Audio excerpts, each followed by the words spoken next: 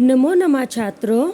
संस्कृत पूजा channel पर आप सबका एक बार फिर से स्वागत है। जैसे आज मैं कमेंट देख रही थी तो मेरे एक विद्यार्थी ने मुझे कमेंट करके लिखा है कि मैम आप कृपया करके हमें रक्षाबंधन के ऊपर कुछ संस्कृत में पंक्तियां बताएं। और जैसे कि आप सब जानते हैं कि अभी जो है रक्षाबंधन हमारा त्यौहार आ भी रहा है, तो मुझे भी ये अच्छा लगा कि चलो मेरे एक विद्यार्थी ने कमेंट किया है, अगर उसको ये आवश्यकता है तो मुझे उस पर कार्य करना चाहिए। तो बच्चों, पहले मैं आपको बताना चाहूँगी रक्षाबंधन है क्या, कैसे इसको मनाया जाता है। ये अभी अभी शुरू हुआ है त्यौहार, कुछ सालों में या कुछ वर्षों में, या कब कब इसके तथ्य हमें मिलते हैं। तो चलिए मैं आपको बताती हूँ। बच्चों, महाभारत का ये जो हमारा रक्षाबंधन का त्यौहार है, ये महाभारत काल से ही मनाया जा रहा है। महाभारत काल में जब शिशुपाल का वध जब श्री कृष्ण जी कर रहे थे, शिशुपाल का वध करते समय श्री कृष्ण जी की उंगली में एक घाव लग गया। जब उन्होंने सुदर्शन चक्र शिशुपाल पर छोड़ा तो तभी उनकी उंगली से बहते हुए रक्त को देखकर सभा में उपस्थित सभी अतिथिगण सोचने लगे कि अरे क्या किया जाए। वहाँ पर उन्हीं के समीप द्रौपदी भी खड़ी थी और द्रौपदी ने अपनी चुनरी में से एक छोटा सा भाग निकाला और उनकी उंगली पर बांध दिया। इस प्रकार श्री कृष्ण जी ने ये देखा और द्रौपदी को वचन दिया कि जब भी तुम्हें मेरी आवश्यकता पड़ेगी मैं तुम्हें वचन देता हूँ बहन, और मैं तुम्हारी रक्षा के लिए उपस्थित हो जाऊँगा। और फिर श्री कृष्ण जी ने जब कौरवों द्वारा द्रौपदी का चीरहरण किया जा रहा था तो उनकी मदद की। मध्यकालीन की इतिहास की हम बात करें तो हमें बहुत सी कहानियाँ मिलती हैं, जिसमें है कि चित्तौड़गढ़ की हमारी हिंदू रानी थी जिनका नाम कर्मावती था, और उन्होंने मुस्लिम राजा हुमायूं के लिए राखी को एक संबंध के रूप में भेजा था और हुमायूं ने भी बहुत आदर सहित उसे अपना लिया था। तो तभी से बच्चों, ये जो है इस राखी के बंधन में, इस रक्षाबंधन में कोई धर्म, कोई भी जात पात, किसी प्रकार का भेद नहीं होता। जिसे हम अपना भाई स्वीकार करते हैं, बहन भाई का रिश्ता बन जाता है, वह बहुत ही उत्तम और सर्वोपरि होता है।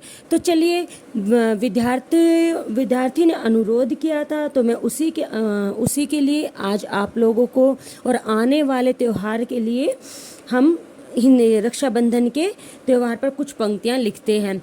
तो बच्चे देखिए, संस्कृत में आप जब भी कोई निबंध लिखने जाते हैं तो घबराएं ना, ये बहुत डिफ़िकल्ट है। हम कैसे लिखेंगे, क्या करें, पहले आप अपने मन में कुछ पंक्तियां हिंदी में सोचिए। जैसे कि अभी हम बात करें तो सबसे पहले हम जब भी किसी त्यौहार की बात करते हैं भारतवर्ष में, तो हमारी पहली पंक्ति ही होती है कि भारतवर्ष में अनेक उत्सव हैं, मनाए जाते हैं या होते हैं। तो हम उसी को सिंपल रूप में लिखेंगे कि भारतवर्षे अनेके, या तो हम यहाँ पर लिख लेंगे अनेके, या यहाँ पर हम लिख लेंगे बहवा उत्सवाः भवन्ति। यानी कि भारतवर्ष में अनेक उत्सव होते हैं, या हम यहाँ पर बच्चों लिख सकते हैं आचरन्ते का अर्थ है मनाए जाते हैं।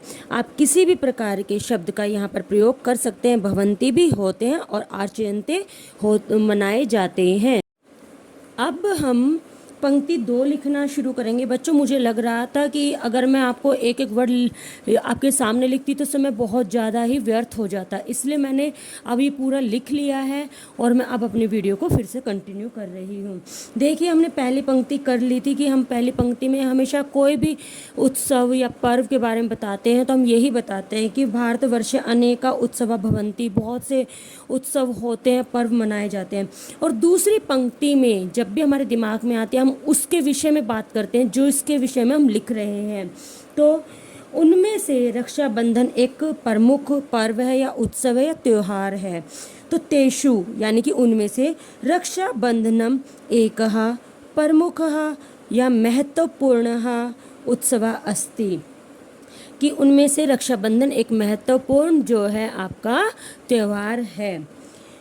अब देखिए, जब हमने उसके बारे में बता दिया है कि वो भारतवर्ष में बहुत से त्यौहार मनाए जाते हैं, उनमें से एक रक्षाबंधन है, तो सब समझ गए हम रक्षाबंधन के विषय में बात कर रहे हैं। तो यहाँ पर अब हम बताएंगे कि ये जो रक्षाबंधन है ये कब मनाया जाता है। रक्षाबंधनम पर्वः, यहाँ पर हम या तो रक्षाबंधन पर्व का नाम इस्तेमाल कर सकते हैं या हम एतत् सर्वनाम का भी प्रयोग कर सकते हैं। रक्षाबंधनम पर्वः श्रावण मासस्य शुक्ल पूर्णिमायाम आरच्यते। जो श्रावण मास होता है जो अभी चल रहा है, इसकी पूर्णिमा वाले दिन हम इसको मनाते हैं। इसके बाद हम ये बनाते हैं कि त्यौहार क्यों मनाया जाता है। इसके विषय में मैं आपको 2 कथाएं बता चुकी हूँ और आप दोनों कथाओं से समझ चुके हैं कि ये एक सुरक्षा का, रक्षा का त्यौहार है। तो रक्षाबंधनम एकः सुरक्षायाः बंधनम भवति। जो रक्षाबंधन है वो एक सुरक्षा का बंधन होता है। अब इसके बाद हम ये बताएंगे उस दिन इस त्यौहार में या किसी भी त्यौहार के विषय में अगर हम बात करें तो क्या होता है, कैसे होता है, क्या क्या हम करते हैं। रक्षाबंधन दिवसे भगिनी यानी कि बहनें निज भ्रातु यानी कि अपने भाइयों को राखी रक्षा सूत्रम, राखी या रक्षा सूत्रम बंधनम कृत्वा बांध कर ललाटे तिलकम करोति, ललाटे यानी कि माथे पर तिलक करती हैं।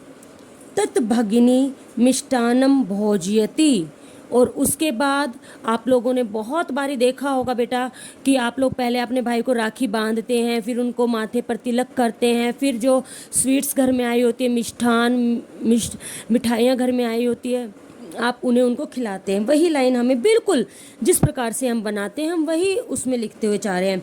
तत् भगिनी मिष्टान्नम भोजयति, फिर जो बहनें होती हैं वो भाइयों को मिठाई खिलाती हैं। तथा च भ्राता तस्या रक्षणाय वचनम ददाति, फिर जो आपके भाई होते हैं वो आपकी रक्षा का वचन देते हैं, तो भाई उनकी रक्षा का वचन ददाति देता है। भ्रातरः स्वभगिनीस्य अपि उपहारम ददाति, और फिर भाई अपनी बहन को और अधिक प्रसन्न करने के लिए और अधिक खुश करने के लिए उसके लिए कुछ उपहार भी देता है। अयम उत्सवः पर्वः भ्राता भगिनी च स्नेहस्य या प्रेमस्य, स्नेह का या प्रेम का, प्रतीकः या प्रतीकम, आप इसमें इनमें से कोई भी शब्द प्रयोग कर सकते हैं, वो आपका गलत नहीं होगा। अस्ति, अयम उत्सव है या पर्व भाई और भगनी, भाई और बहन के स्नेह प्रेम का प्रतीक है।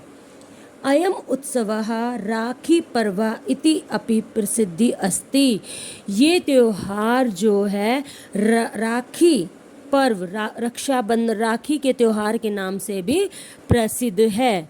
तो देखिए बच्चों, आप जो मुझे कमेंट कर रहे हैं और मेरे लिए जो इतना इजी है कि मैं अगर आप सुबह कमेंट करते हो मैं शाम तक वीडियो बना दूं आप लोगों के लिए, मैं ज़रूर बनाऊंगी।